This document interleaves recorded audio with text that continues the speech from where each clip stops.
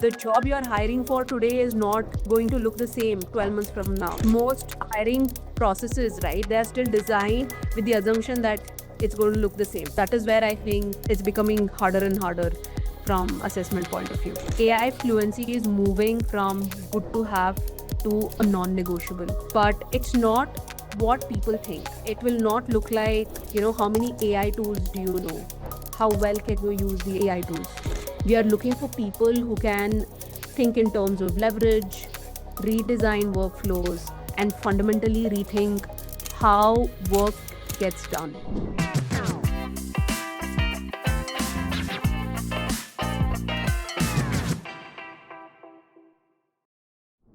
Scaling a business in India today is not easy, and getting the right talent at the right time, at the right level, is arguably the most consequential decision any growing business makes. As Warren Buffett once said, in the business world, the rear view mirror is always clearer than the windshield.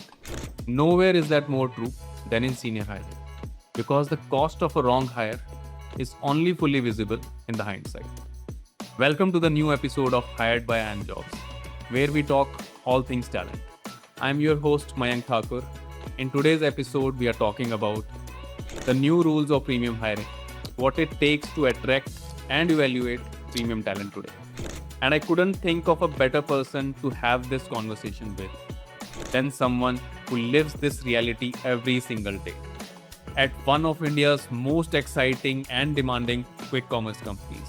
Joining us for this conversation is Anusha Mallana, Head of Talent at Zepto.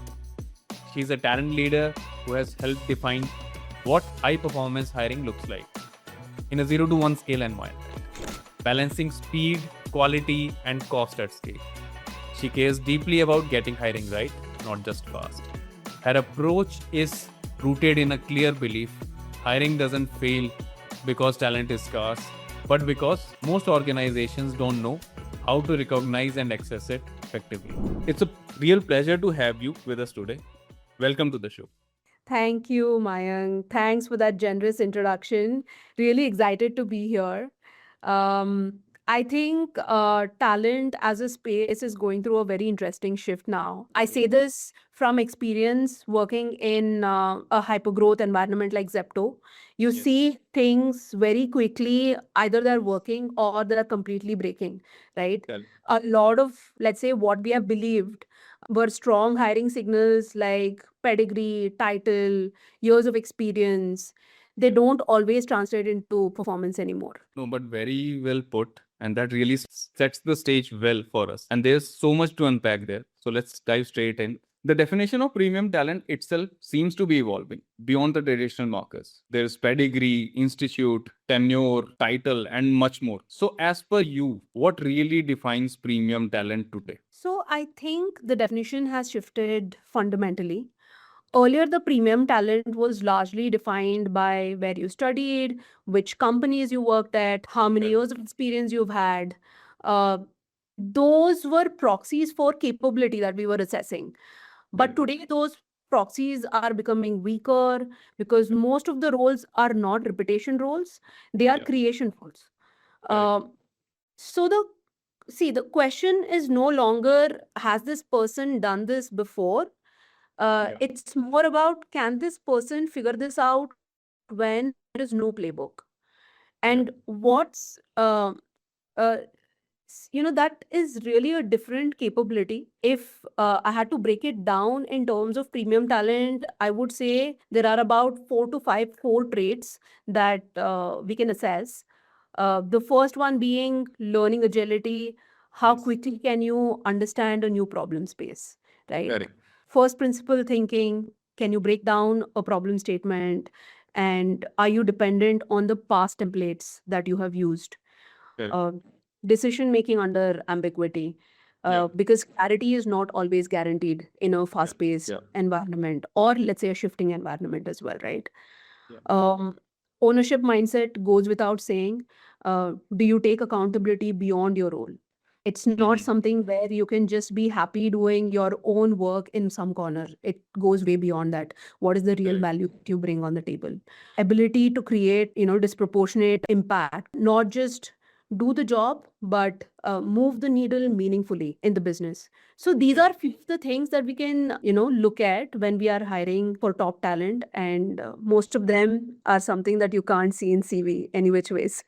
That is true. So, Very well said. It's not just about CVs anymore. It's about what you bring to the table. How can you make a real impact in what you do? If you are just moving from A to B, then yeah, it's that anybody else can do. So now let's flip to the other side of the table. Premium talent today isn't just being evaluated. They are also evaluating you.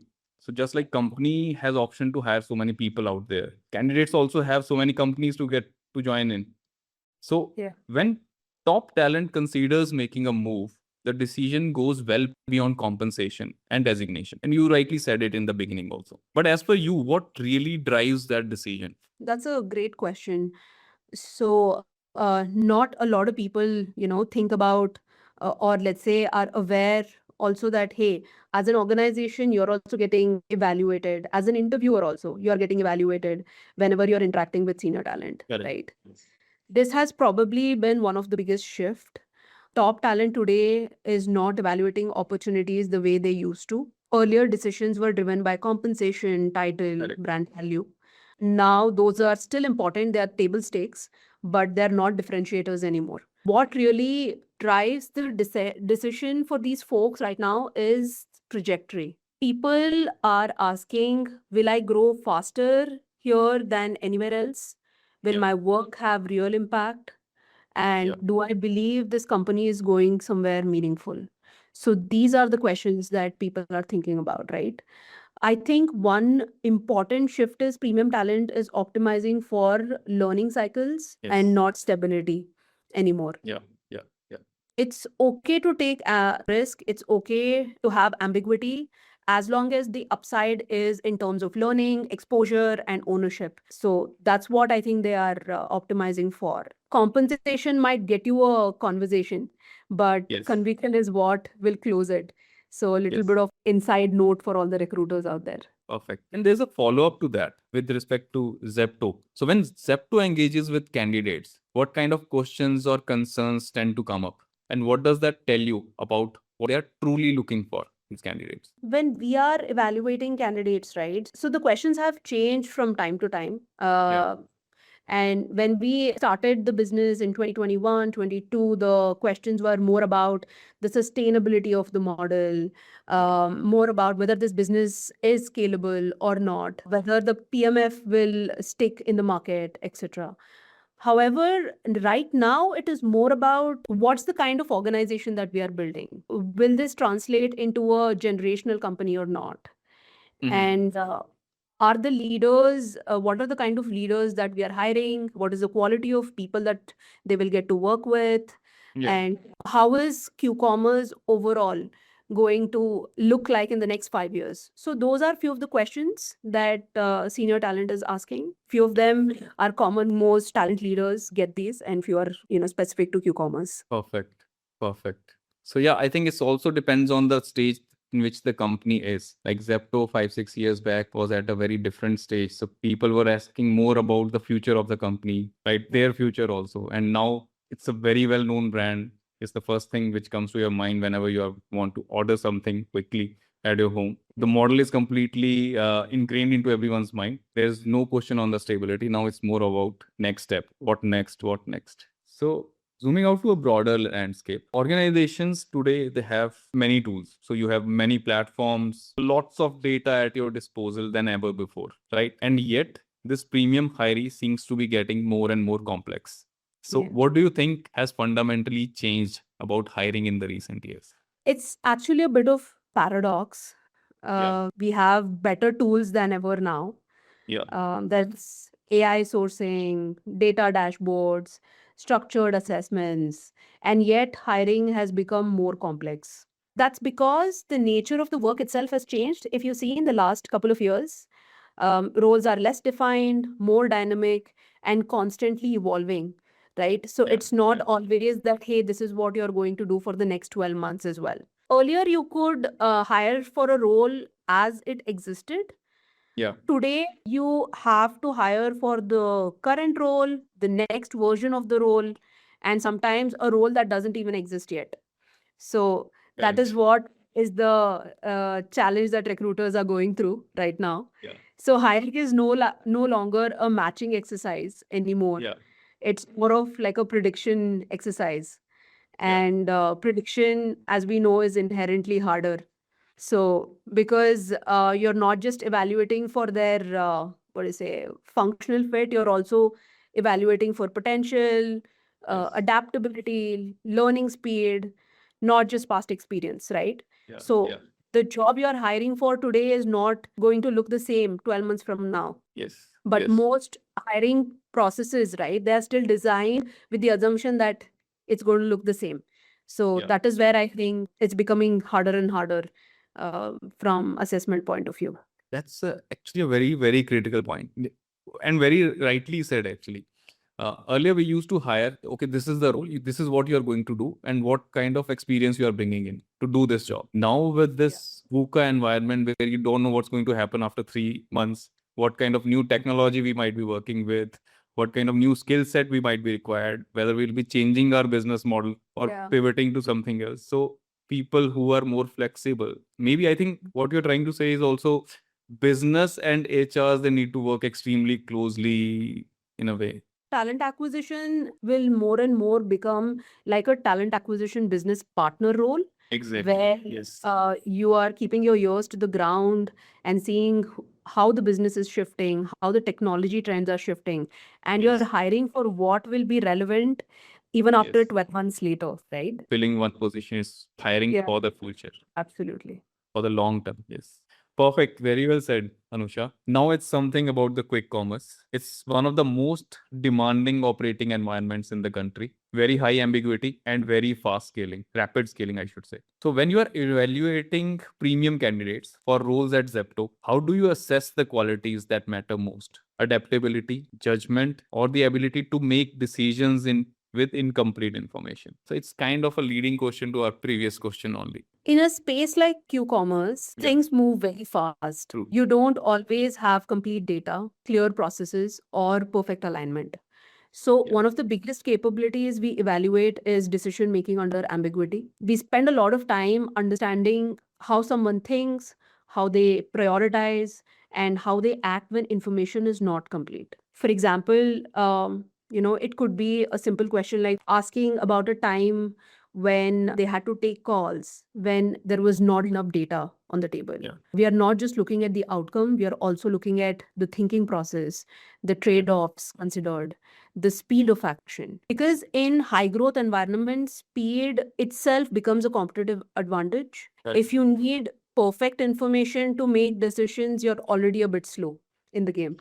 Yes. So Yes. these are few of the considerations that are of high priority for us. So You have developed some sort of models where you test the candidates, you give them situational questions. absolutely. So we prioritize a lot about situational questioning model, or let's say whiteboarding exercises with leadership, a lot of Nice. case study assignments. So these are where you can build a little bit of conviction whether this person will be able to operate on our problem statements. And also, let's say if not enough information is on the table, how do they think, what goes behind their thinking process, their problem solving mindset is something that we can assess way better in these kind of assessment models. Perfect. So certain simulated environments so that you get to know how a person is approaching the problem, how the person is reacting to the problem, and then Absolutely. the best ones will only make to the Zepto then. Yeah. So talent density, we are high on talent density. Very nice. Here's a challenge which every hiring leader faces today. Premium candidates often come with impressive profiles, right? And with AI, I think whatever is the JD, they can replicate in their resumes also, and very polished narratives also. So, but translating that into real impact that's where the key lies, and it's a very completely different thing. So, how do you separate those candidates who look strong on paper, but those who will actually deliver for Zepto? I think this is one of the traps in hiring. Yes. One of the biggest traps in hiring. And I'll say this very honestly, some of the best interview performers I have seen have turned out to be some of the weakest hires. So what's happening is we have started equating confidence with capability and articulation with ownership. Some candidates are extremely well prepared. They know how to structure answers, how to expect what interviewers want, and they can tell a very compelling story. Yeah. But when you start peeling the layers, the actual ownership is not always clear in these cases, right? Yeah. So, what we do is we go deeper, much deeper. We don't stop at tell me about your role. It's more about what exactly did they do, what metrics moved because of them, what decisions did they personally take, and what went wrong, and what did they learn out of it. And very quickly, right, the signal becomes very clear. If I remove you from the story and the Yeah. outcome still happens, then you really did not drive it, right? Right. So Yes. strong candidates, a couple of signals that the strong candidates give also is they're very specific. They own both success and failure and can explain trade-offs very clearly. Essentially, hiring breaks when we reward storytelling over substance. And that's the real trap in this situation. So now let's talk about AI. So the most talked topic today, but also really impacting the overall job market also. I think for the TA managers, TA leaders, this is a big thing right now. So AI is clearly reshaping how businesses run, and that's starting to reflect in what organizations expect from their leaders. So from your perspective, is AI fluency moving from a good to have to a genuine hiring criteria for senior roles? I think AI is one of the most important shifts happening right now.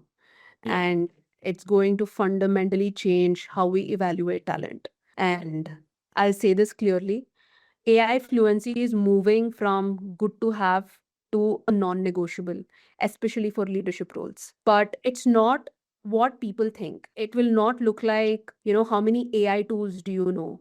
How Yeah. well can you use the AI tools? We are looking for people who can think in terms of leverage, redesign workflows, and fundamentally rethink how work gets done.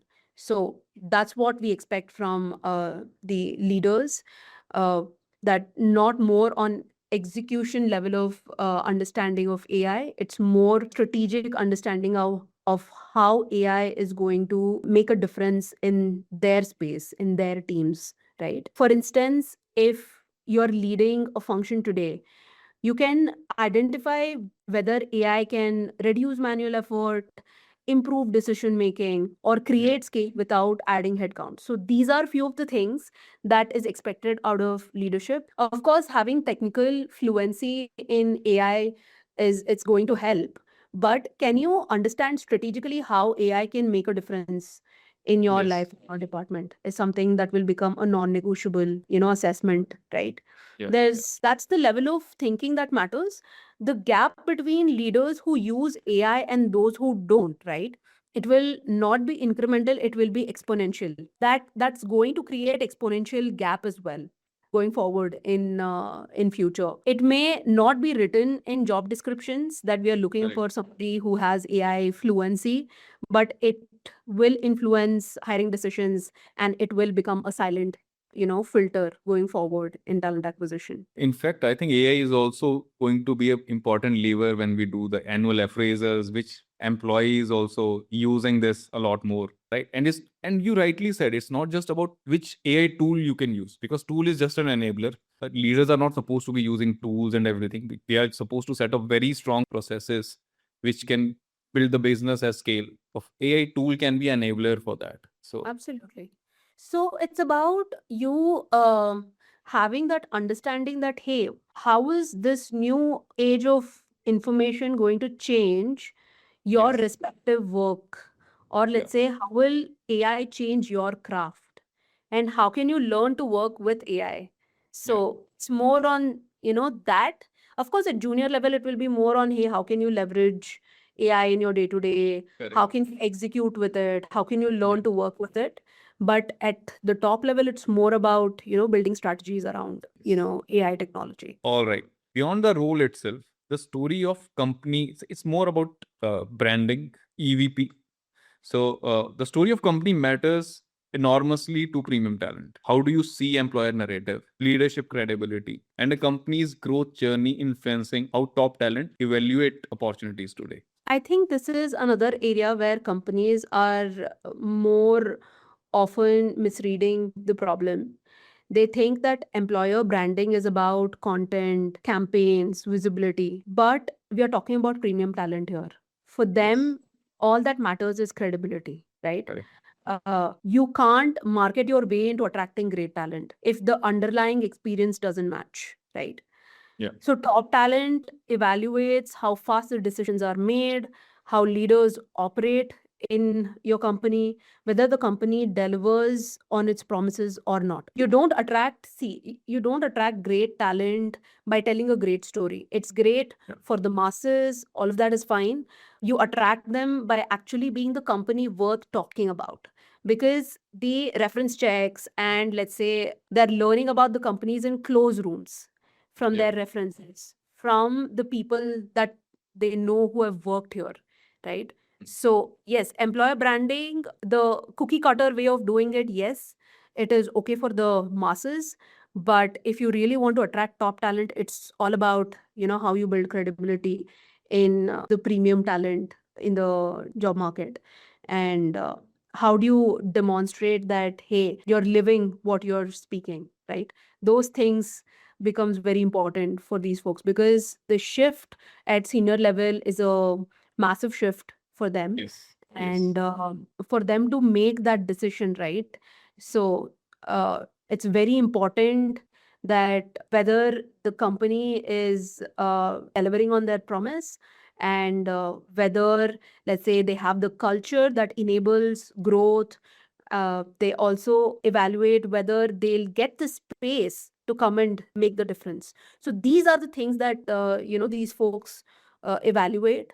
So that is, I think, a little bit of action on those terms is something that we have to think whenever we are attracting premium talent. Interesting. Can you also tell us some initiative which you means Zepto has done to attract this premium talent, some positioning or some example, to be honest? For, as you rightly pointed out when we started this podcast as well, for every business leader, every startup founder, so the first thing that they want is the best people coming on board, right? Correct. So Yes. at Zepto, we have always acknowledged the fact that talent is the true moat to the Yes. organization, and it's the true differentiator that kind of builds your company at a rapid pace. So early on, we were very high on engagement with the talent leaders, Yeah. building relationship with these folks, and Mhm. also, having genuine conversations, giving real attention and genuine conversations to these with these folks. So, see, from initiative per se, of course, the organization has moved very, very fast. Apart from that, we have always prioritized talent acquisition and building relationship with these folks. Even if it doesn't, translate into a hire right now, right? That relationship with these folks and, right visibility in the community is something that has helped us in a long term. So that's what I can tell you. This is not something that you can do an initiative to kind of attract these folks, right? It's more about building relationship with that layer of folks. So Mhm. whether that kind of attention is given by our starting from our founders to CXOs to top leaders, they invest a lot of time in building relationship with the market, giving time to the hiring process. So that becomes that genuine interest is something that makes it a lot more easier for talent acquisition team to attract top talent. Then which are the most complex roles for which Zepto hires for today? Complex roles would be the ones that have the highest amount of dependency, or let's say they make or add maximum value to the organization. And every senior hire is a important hire for us. So we can't differentiate, let's say, hey, this hiring is difficult and this hiring is easy. Across board in operations, in technology, in business, in corporate functions, right? So we need to have talent density across. It can't be that, hey, there is talent density in one department and other is suffering. So Okay. I'm going to give you a little bit of diplomatic answer. I would say that every senior hire is very important for us. And because they're the ones who will set the culture, they're the ones who will be responsible for moving the needle on business. Mm. And they're the ones who collectively will be responsible for, setting the tone for business in Zepto. So every senior hire, I would say, is like important talent decision for us, and we invest a lot of time. Perfect. All right. So we are coming to the last question. How do you see attracting top talent will evolve over the next few years? So I think the biggest shift ahead in the will be talent acquisition itself, because it is going to evolve. The department is going to evolve. We'll move from reactive hiring to building talent ecosystems. That means stronger campus connects, community engagement, long-term talent relationship that we were talking about. It's not just about filling the roles anymore. So Yeah. see, AI will any which ways do a lot of executional heavy lifting, right? Like sourcing, Correct. screening, and coordination. But during all of this, right, human judgment becomes even more important, because we also spoke about hiring is becoming more predictive in nature. So Yeah. that is where human judgment becomes a lot more important, that, hey, the talent that we are hiring, will it, hold good for future as well, 12 months later as well, right? So that is one kind of change that we're seeing. So the role of a talent leader also is shifting accordingly. It's not about process execution. It's more about strategic talent designing going forward. The companies that win the talent going forward will not be the ones that can, hire faster. They'll be the ones who can rethink how talent can be leveraged. That's how I feel that this particular department is moving in that direction. Interesting. AI will also play a major role in screening in certain bits, right?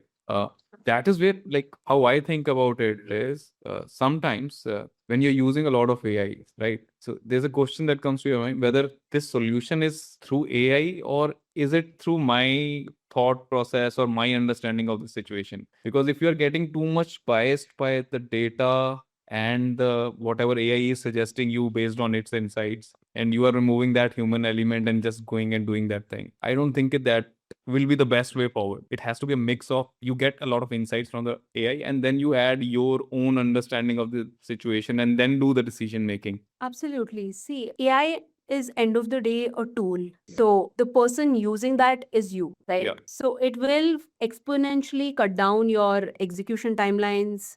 It will assist you in thinking. It will assist you in your decision making process, all of that. But end of the day, the final person who takes a call is you. Yes. End of the day, right?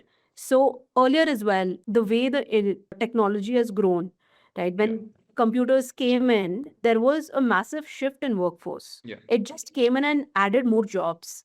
And Yeah. it actually made evolution, or let's say technological advancement, a lot more faster. So I think AI is also just a tool, and the next wave of innovation that is going to transform how human beings operate. That's all. That is, I think it's my view. Perfect. Perfect. Anything which you want to tell to our listeners, mainly the recruiters out there, based on your experience, because you have done hiring at a massive scale, at a very strategic level with your teams at Zepto. It's not easy, to be honest, because at the speed which Zepto operates, it's massive, not easy. So, any pointers you want to share with the people who are going to listen to this? Absolutely. See, um, I think we need to stop hiring for what people have done.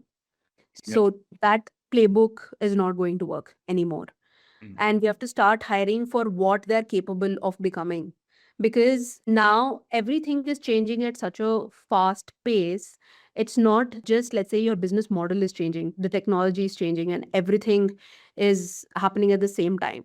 So you optimize for, the 4 or 5 core things that we discussed earlier. It's more around, I would say that, hey, stop doing CV matching and invest in genuinely understanding the talent, understanding folks, and invest in folks that will come and create exceptional difference in your organization, right? So that will be one message, because the future will reward adaptability. It will not award, predictability.